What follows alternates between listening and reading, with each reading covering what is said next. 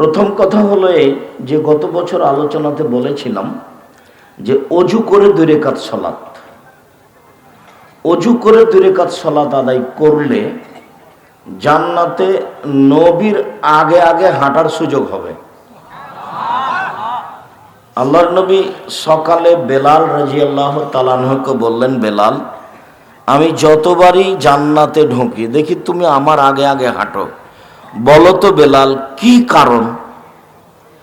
তো বেলাল রাদিয়াল্লাহু তাআলা আনহু বললেন যে আমি উজু করেই 2 রাকাত সালাত আদায় করি, উজু করলেই, আর আজান দিলে 2 রাকাত সালাত আদায় করি। তো আল্লাহ রাসূল বললেন, হ্যাঁ এই জন্যই তুমি আমার আগে আগে হাঁটো। বুখারী মুসলিম। এরপরে আজান দিলে 2 রাকাত সালাত, আজানের পরপরই 2 রাকাত সালাত, বিনিময় এটাই আল্লাহ রাসূলের আগে আগে জান্নাতে হাঁটার সুযোগ হবে। প্রমাণে বুখারী মুসলিমের হাদিস। 3 নম্বর ছিল ইশরাকের সালাত, সূর্য ওঠার সাথে সাথে। এটার পরিস্থিতি হলো ফজরের সালাত জামাতে পড়ে মসজিদে বসে থাকতে হবে, তাসবিহ তাহলিল করতে হবে, পেশাব পায়খানার প্রয়োজন হলে যেতে হবে, সূর্য উঠলে 2 রাকাত সালাত। তো ইশরাকের সালাত যদি 2 রাকাত সালাত কেউ আদায় করে তাহলে সে কবুল হজ এবং কবুল উমরার নেকি পাবে।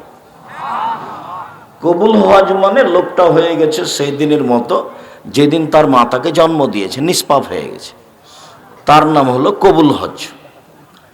তো ইশরাকের 2 রাকাত সালাত আদায় করলে কবুল হজের সমান এবং কবুল উমরার সমান নেকি হয়।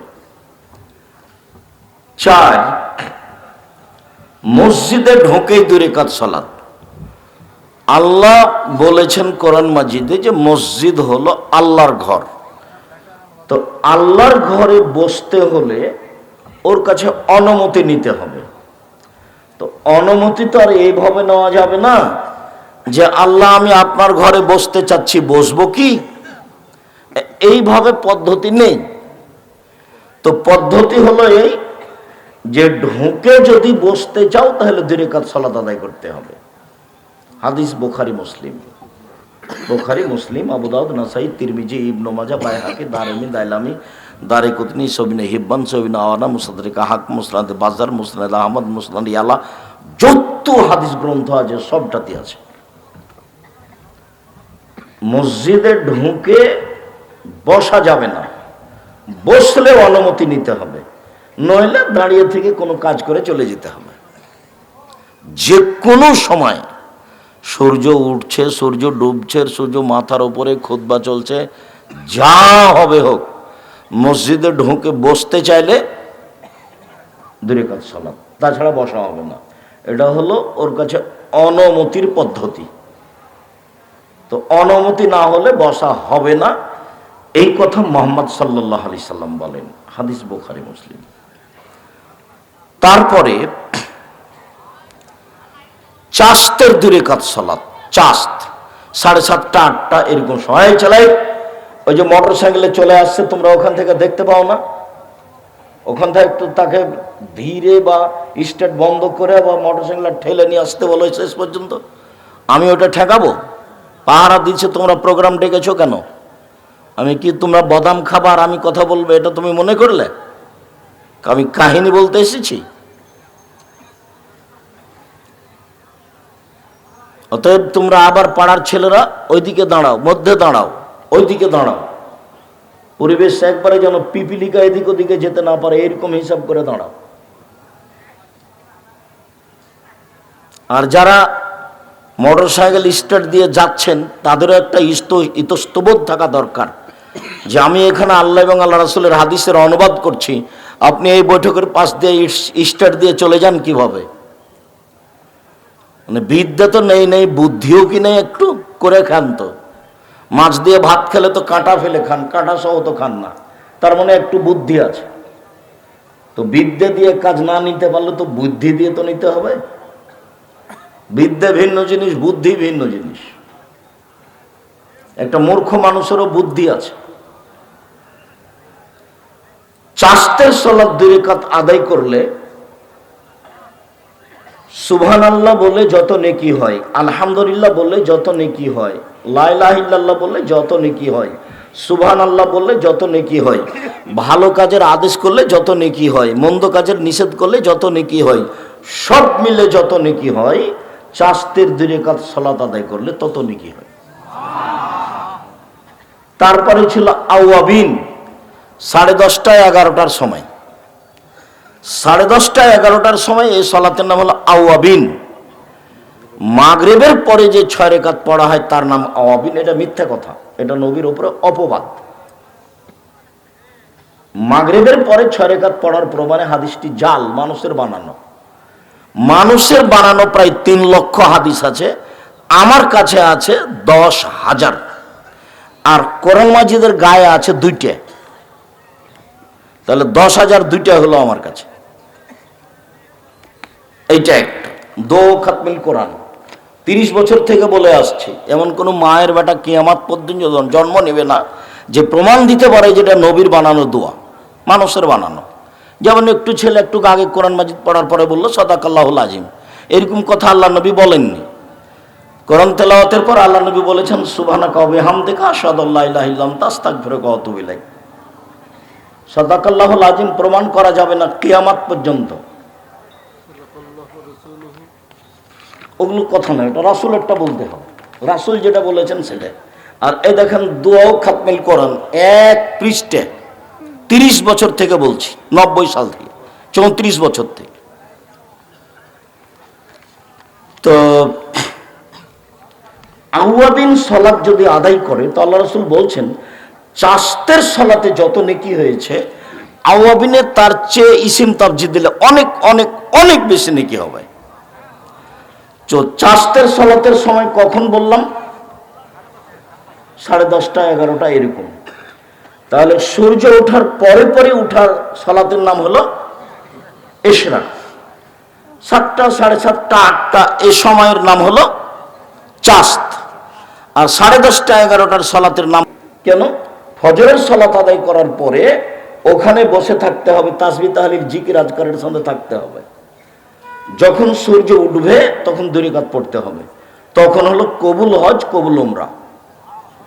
মানে এটা হালকা নয়, এটা একটু ভারী, মানুষই পারবে যেহেতু আল্লাহ রাসূল বলেছেন। তারপরেরটা ছিল সালাতুল হাজা, যে কোনো মানুষ বিপদগ্রস্ত হতে পারে, 2 রাকাত সালাত আদায় করে আল্লাহকে বলবে যে আল্লাহ আমি বিপদে পড়েছি, তুমি আমাকে বাঁচাও, তার নাম সালাতুল হাজা। তখন বলেছিলাম যে ইব্রাহিম আলাইহিস সালামের স্ত্রী সারা যখন স্বৈরাচারী শাসকের কাছে ঢুকলেন তখন স্বৈরাচারী শাসক হাত বাড়ালো তার গায়ে হাত দেওয়ার জন্য, বুখারী মুসলিমের হাদিস। তখন সারা বলছেন থামেন, আগে ওযু হবে, 2 রাকাত সালাত হবে, তারপরে কোনো কথা।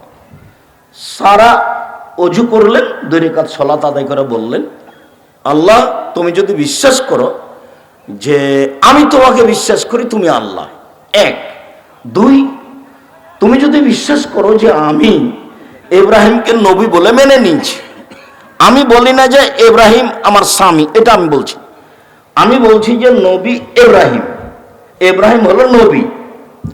3 আমার জিন্দেগিতে আমি কোনোদিন জেনা করিনি, আমার লজ্জা স্থান আমি কোনোদিন আমার স্বামী ছাড়া কোনো পুরুষকে ব্যবহার করতে দিইনি। এই 3টা কথা যদি আমার সত্য হয়ে থাকে, 1 আমি তোমাকে আল্লাহ বলে মেনে নিয়েছি, 2 আমি ইব্রাহিমকে নবী বলে মেনে নিয়েছি, 3 আমি জিন্দেগিতে কোনোদিন জেনায় লিপ্ত হইনি। এই কথা 3টে যদি ঠিক হয় তাহলে নির্জন ওজন আমার গায়ে হাত না লাগাতে পারে। কথা শেষই হয়নি, স্বৈরাচারী শাসক উল্টে পড়ে গেছে, অজ্ঞান হয়ে উল্টে পড়ে গেছে। বুখারী মুসলিমের হাদিস। বিপদে পড়ে প্রয়োজনে 2 রাকাত সালাত, তার প্রমাণই ছিল এইটা।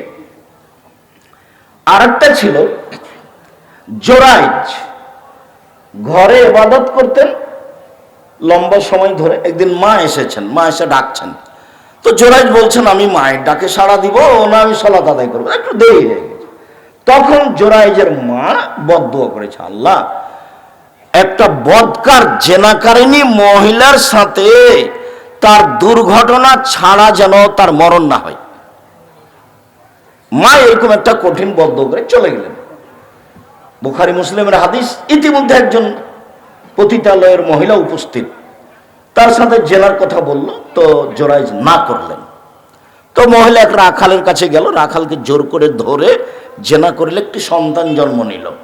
তখন মহিলা বলল যে এই সন্তানটা জোরাইজের। গ্রামের লোক একবারে আসলো ভেঙে চুরে, তারপর তার গির্জাঘর ভেঙে একবারে ধুলা করে দিল, তাকে গির্জাঘর থেকে বের করে রাস্তায় নামিয়ে দিল, অকথ্য ভাষায় গালি দিল। তখন জোরাইজ বললেন, জোরাইজ 2 রাকাত সালাত আদায় করলেন। 2 রাকাত সালাত আদায় করে দুধের বাচ্চাকে গিয়ে বলছেন, পতিতালয়ের মহিলার কোলে যে দুধের বাচ্চা আছে, ওকে গিয়ে বলছেন, এই তোমার আব্বাকে বলো তো দেখি। তখন ওই দুধের বাচ্চা বলছে, আমার আব্বা হচ্ছে রাখাল, গরু রাখাল। হাদিস বুখারী মুসলিম। তো জোরাইজ 2 রাকাত সালাত আদায় করে এই বিপদ থেকে বাঁচতে চাইলেন। তার নাম হচ্ছে সলাতুল হাজা। যে কোনো প্রয়োজনে, যে কোনো সমস্যায়, ছোট হোক আর বড় হোক, 2 রাকাত সালাত আদায় করে সালাম ফিরে হাত তুলে দোয়া করেন, বা 2 রাকাত সালাত আদায় করে আল্লাহকে কিছু বলেন, আল্লাহ দিবেন, উনি দেওয়ার জন্য প্রতীক্ষমান আছেন। তার নাম সলাতুল হাজা। তারপরে ছিল সলাতুল ইস্তেখারা। কোন কাজের সিদ্ধান্ত নিলে 2 রাকাত সালাত আদায় করে সালাম ফিরার পরে বলতে হবে দোয়াটা, আল্লাহুম্মা আস্তাগফিরুকা বিইলমিকা ওয়াস্তাগদিরুকা বিকুদরাতিকা। ওই দোয়াটা লম্বা করে বলে আপনি উঠে যাবেন, বা সালাম ফিরার পূর্বে বলতে পারেন। সালাম ফিরার পরের কথাটা এসেছে, তার নাম হলো সলাতুল ইস্তেখারা, সিদ্ধান্ত চাওয়ার সালাত। আমি এই জমিটা নিব কি না, আমিও কাজটা করব কি না, এই সিদ্ধান্তের সালাতের নাম হচ্ছে সলাতুল ইস্তেখারা। তারপরে একটা সালাতের কথা ছিল সলাতুত তাসবিহ। সলাতুত তাসবিহের হাদিস আমরা সঠিকভাবে প্রমাণ করতে পারিনি, জাল জৈব দ্বারা প্রমাণিত, যার কারণে আমরা বলেছি সলাতুল হাজা না, সলাতুত তাসবিহ এটা পড়তে হবে না, প্রমাণ করা যায় না। বাকি সবগুলো বলেছিলাম। এই হলো আজকের সংক্ষিপ্ত বিগত বছরের বক্তব্যের সারমর্ম। আশা যে পালন করেছেন, যদি করে না থাকেন তাহলে মাঝে মধ্যে করবেন, করা উচিত। বয়স আজকে 40, কদিন পরে দেখবেন 60, তারপরে দেখবেন নাই। আর জোর করে ধর্ম মানিয়েন না। আপনি বিশ্বাস করেন, এলাকা মাঝহাবি মানুষ হোক, হানাফি মানুষ হোক, আর আহলে হাদিস মানুষ হোক, আমার জীবনে আমি কোনোদিন কাউকে তুচ্ছ করেও কথা বলিনি, আমি কোনোদিন মাঝহাব দল হিসাব করেও কথা বলিনি। মাঝহাব নিয়ে আমি আমার এই 34 বছরে একটা বাক্য বলিনি। 34 বছরে মাঝহাব নিয়ে আমি একটা বাক্য বলিনি, 100 বক্তব্য নেটে আছে, আর 1500 বক্তব্য আছে পিস টিভিতে, জাকির নাইট পিস টিভিতে। কোনো জায়গাতে একটা বাক্য পাবেন না যেটা আমি মাঝহাব নিয়ে কথা বলছি। অনেকে আমাকে ধুয়ে ছেড়ে দিচ্ছে, ও যদি আরো কিছু বলে তা আমি তার নামটা মুখে নেব না। এটা হলো আমার নীতি, এটা হলো আমার অভ্যাস। কেউ যদি খুব গালি দিয়ে দিয়ে থেমে গেছে, তখন আমি আবার তাকে পাল্টা রিং দিয়ে বলেছি, ভাইজান আপনার কি টাকা শেষ হয়ে গেছে? তা মনে করলাম যে টাকাও শেষ হয়ে যেতে পারে, আবার আমি রিং দিয়ে বলছি যদি কিছু গালি বাকি থাকে তো দিয়ে নেন।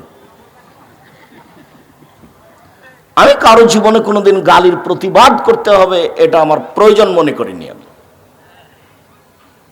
সে যে যাই বলুক, তাকে হিসাব করতে হবে, তাকে নিয়ে ভাবতে হবে, তার ব্যাপারে দুটো কথা বলতে হবে, এরকম আমি 1 সেকেন্ড ভাবিনি জীবনে। আর 1 মিনিটের জন্য কোথাও আমাকে নত হওয়া লাগেনি, আলহামদুলিল্লাহ। আর যা বলবো সেটুকু করে নেব, সহিহ হাদিস দিয়ে সাজানো আছে, 19-20 নয়, তবে আমি মানুষ। আজকের প্রথম অংশ হলো এই। দ্বিতীয় অংশ, ওই যে যারা হাঁটছে তোমরা কি করছো, তাদেরকে বসার জন্য বলো। একটু বিবেচনা বুদ্ধি তো বিবেক তো নেই, এসেছে বাজার করতে, আবার বাজার করা শেষ হলে চলে যাচ্ছে। এক একটা বাক্যের মূল্য কোটি টাকা, বাক্যগুলো মোহাম্মদ সাল্লাল্লাহু আলাইহি ওয়াসাল্লামের মুখের। তাই দোস্তবোধ আছে, হিসাববোধ আছে কি নির্বাচন যে আপনার মতো আসবেন, আপনার মতো চলে যাবেন? মনে রাখবেন, আমি আব্দুর রাজ্জাক বিন ইউসুফ যদি কোনোদিন আসি, অন্তত 10 কিলোমিটার আশেপাশে যত দিনী ভাই বোন আছেন সবাই আসবেন। আপনি তো আসবেন, হিন্দুকে আসতে হবে। আমি তারও কিছু না কিছু উপকার করবই করবো ইনশাআল্লাহ। আপনি এদেশে হাজারো হিন্দু পাবেন যে আমার বক্তব্য ঘন্টার ঘন্টা শোনে। এমনও হিন্দু আছে যে বক্তব্য শুনতে শুনতে ঘুমায় মোবাইল চালু করে দিয়ে। সে তার পরিবারে এই বক্তব্য কিছু কাজে লাগায়, নইলে অন্তত তার বউকে বলে, এই ভাত রান্নার সময় চাউল যেন পড়ে না থাকে। চাউল পড়ে থাকলে বরকত আমাদের বাড়িতে যে আল্লাহর পক্ষ থেকে একটা, ভগবানের পক্ষ থেকে একটা বরকত আছে, উঠে যাবে। বহু অংশ তার উপকার করে। দ্বিতীয় অংশ হলো নারীদের মর্যাদা। নারীকে আল্লাহ সৃষ্টি করেছেন পুরুষ মানুষকে মূল্যায়ন করার জন্য, পুরুষ মানুষকে শান্তি তৃপ্তি দেওয়ার জন্য। আল্লাহ তাআলা বলেন, অমিন আয়াতিহি খালাকালাকুম মিন আনফুসিকুম আজওয়াজান লিতাসকুনু ইলাইহা। পৃথিবীর মানুষ, আমি তোমাদের পাশ থেকেই, তোমাদের মধ্য থেকেই তোমাদের স্ত্রীদেরকে সৃষ্টি করেছি যাতে তোমরা শান্তি তৃপ্তি পাও। তার মানে তোমাদের স্ত্রীদেরকে সৃষ্টি করেছি তোমাদের শান্তি তৃপ্তির জন্য। বন্ধ করতে হবে, নাহলে তোমরা একটু সহযোগিতা করো, মোবাইলটা বন্ধ করে দাও। আমি নারী জাতিকে সৃষ্টি করেছি তার স্বামীকে শান্তি তৃপ্তি দেওয়ার জন্য। শান্তি তৃপ্তি দিতে হলে রাসূলের এই কথাটা বাস্তবায়ন করতে হবে। মুআবিয়া ইবনে হাকিম ইবনে মুআবিয়া আল-কুশাইরি বলছেন যে আমি একদা আল্লাহ রাসূলকে বললাম, মা হাক্কু যাওজাতিনা যাওজাতি আহাদিনা আলাইহি। আল্লাহর নবী, আমাদের স্ত্রীরা আমাদের কাছে কি পায়, আমরা তাদের কি করতে পারি? আমাদের স্ত্রীরা আমাদের কাছে কি পায়, আমরা কি পাওনা আদায় করব? তখন তিনি বললেন, শোনো, তুমি খেলে তাকে খাওয়াবা, তুমি খেলে তাকে খাওয়াবা। অতাকসুহা মাত্তাসাইতা, তুমি পড়লে তাকে পড়াবা। তার মানে খাওয়ার জিম্মেদারি আপনার, খেতে দেওয়ার জিম্মেদারি আপনার, কাপড় চোপড় দেওয়ার জিম্মেদারি আপনার। 3, অলা তুকাব্বে, কখনো স্ত্রীকে কটু কথা বলো না। কটু কথা, তোমার ঠোঁটটা মোটা। কটু কথা, তোমার রংটা কালো। কটু কথা, তোমার স্বভাব ভালো লাগে না। কটু কথা, তোমার মা এই। কটু কথা, তোমার বাপ এই, টাকা দিতে চেয়ে দিল না। কোন সময় স্ত্রীকে সংসার পরিচালনায় কটু কথা বলবেন না। কটু কথা বললে ওকে যে উদ্দেশ্যে সৃষ্টি করা হয়েছে সেটা বাস্তবায়ন হবে না, সেটা হলো শান্তি তৃপ্তি। বরং এর উল্টাটা করবেন, বেশি বেশি প্রশংসা করবেন। ও হচ্ছে প্রশংসা প্রিয়।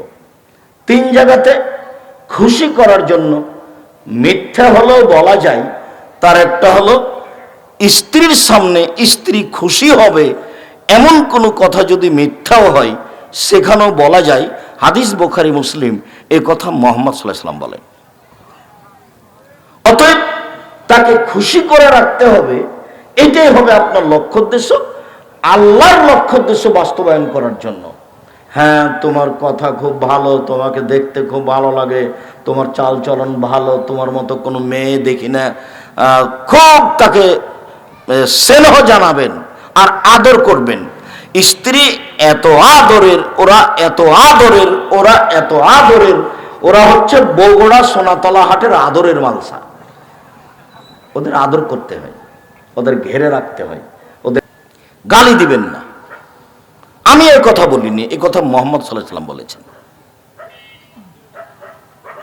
4, মারাও যদি কোনো সময় লাগে সংশোধনের জন্য, যেখানে আদর আছে সেখানে মায়ের আছে, যেখানে আদর আছে সেখানে মায়ের আছে। আদর দিয়ে হয় না যখন মায়ের তখন। এই কথা মুহাম্মদ সাল্লাল্লাহু আলাইহি ওয়াসাল্লাম বলেন, এই কথা আল্লাহ তাআলা বলেন। মারলেও মুখের উপরে মারা হবে না, এ কথা তিনি বলেন। স্কুলে মাস্টারেরা আগে থাপ্পড় মারত ছাত্রদের, মানে মাস্টারের তো জানা নাই যে মারতে হবে কোথায়। মাস্টার তো আর কোনো এই হাদিস পড়েনি, ওর মাস্টার যা পড়িয়েছে উনি তাই পড়েছেন। শিক্ষার জন্য যদি চীন যেতে হয় তবুও যাও, কথা তো মিথ্যে, কেউ তো দেখে না। দেশকে ভালোবাসা ইমানের অঙ্গ, কথা তো মিথ্যে, কেউ তো দেখে না। ধর্ম এমনিতেই চলছে। ধর্ম সৌদি আরব থেকে বের হয়ে ইরাকে ঢুকেছে, ইরাকে গিয়ে আরবি ভাষায় ধর্ম বানানো হয়েছে, বিকৃত করা হয়েছে আরবি ভাষায়। সেগুলো ইরানে গেছে, ইরানে গিয়ে সেটা ফার্সি ভাষা হয়েছে। সেইটা এসেছে ভারত, বাংলাদেশ, পাকিস্তানে। যারা নিয়ে এসেছে তারা ছিল মোগল, তাদের ভাষা ছিল ফার্সি, তারা ছিল তরিকাপন্থী, চিস্তিয়া তরিকাপন্থী। কাজে ধর্মটাই বিকৃত হয়ে ভারত, বাংলাদেশ, পাকিস্তানে এসেছে। তারা যখন চলে গেছে 750 বছর পরে, তখন ইংরেজ থেকে চেয়ে দেশে 190 বছর। তাহলে মোট কত হলো? 7, 8, 9, 940। 940 বছর সঠিক ধর্ম মানুষ খুঁজবে, এরকম পরিবেশ আসেনি, যার কারণে এলোমেলো হয়ে গেছে। আমি আছি 90 সাল থেকে বগুড়াতে আমার বক্তব্য শুরু, যার কারণে বগুড়ার লোককে আমি অন্তর থেকে ভালোবাসি। 90 সাল থেকে আমি মানুষকে বলে আসছি ধর্মের নামে বিকৃত ধর্ম আছে, আপনারা একটু সতর্ক হন। আর তার সাথে কথা বলেছি, আজ যদি ওমর রাদিয়াল্লাহু তাআলা আনহু বেঁচে থাকতেন আজ এই অবস্থায়, তাহলে এ দেশের 1999 জন বক্তার আজীবন জেল হতো, যারা কোনোদিন ধর্মের নামে বাইরে যেতে পারতো না। একবারে কাঁটার মাপে যদি প্রমাণ না হয় তাহলে জেল হবে, যেটা মুখ দিয়ে বলেছে। 1 মিনিট একটু পরে সেটা বলছে, এই কথাটা আগে শেষ হোক। 4, মুখের উপরে মারো না। 5, ওয়ালা তাহজুরহা ইল্লা ফিল বাইতে, তুমি তোমার স্ত্রীকে তোমার বাড়ি ছাড়া কোথাও যেতে দিও না। খালার বাড়ি যেতে পাবে না, ফুফুর বাড়ি যেতে পাবে না, মায়ের বাড়ি যেতে পাবে না, নানির বাড়ি যেতে পাবে না। জরুরি প্রয়োজন ছাড়া বাড়ি ত্যাগ করতে পাবে না। বাজারে যাওয়া তো বহু দূরের কথা, বাজার করতে যাওয়া ভ্যানিটি ব্যাগ তো বহু দূরের কথা। তো কাপুরুষের স্ত্রী করে, যার শরীরে রক্ত বলে কোনো জিনিস নাই, সবটুকুই পুজ, তাকে একটুকু খারাপ লাগে না। সারা দিন যদি বউ ধাক্কা খায় মানুষের সাথে, রিক্সাওয়ালার সাথে, তার গায়ে একটু কেমন লাগে না? না, তারপরে শরীরে কোনো রক্ত নেই, পুজ কাজ করে না। আমরা যদি কোনোদিন রিক্সায় উঠি আর একটু যদি আমাদের বউয়ের শরীরে একটু যদি খালি রিক্সার কোনো একশো রিক্সাওয়ালার লেগে যায়, ইন্না লিল্লাহি ওয়া ইন্না ইলাইহি রাজিউন, অজ্ঞান হয়ে যাও। আরে সারা দিন ধাক্কা খাচ্ছে বাজারে গিয়ে, তার শরীরে একটুকু 19-20 মনে হয় না, একেবারে কাপুরুষ।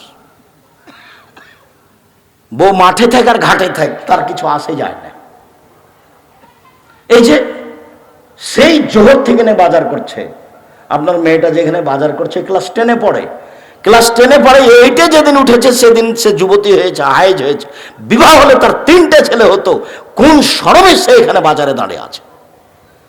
ওকে হিন্দুর মেয়ে, আপনি আমাকে বললেই হবে? জন্ম দিয়েছেন আপনি, কন্ট্রোল করবেন আপনি। তাহাজ্জুদ পড়ে জান্নাত কিনতে চান না, হলে হিসাব 3 শ্রেণীর মানুষ জান্নাতে যাবে না।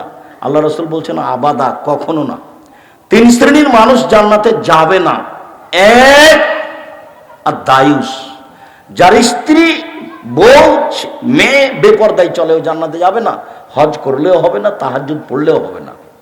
2, আর রাজলাতু মিনান নিসায়ে, পুরুষের বেশধারী নারী, যারা পুরুষের জুতা স্যান্ডেল পরে, যারা পুরুষের শার্ট প্যান্ট পরে, যারা পুরুষের পোশাক পরে, তারা জান্নাতে যাবে না। তাহাজ্জুদ পড়লেও হবে না, হজ করলেও হবে না।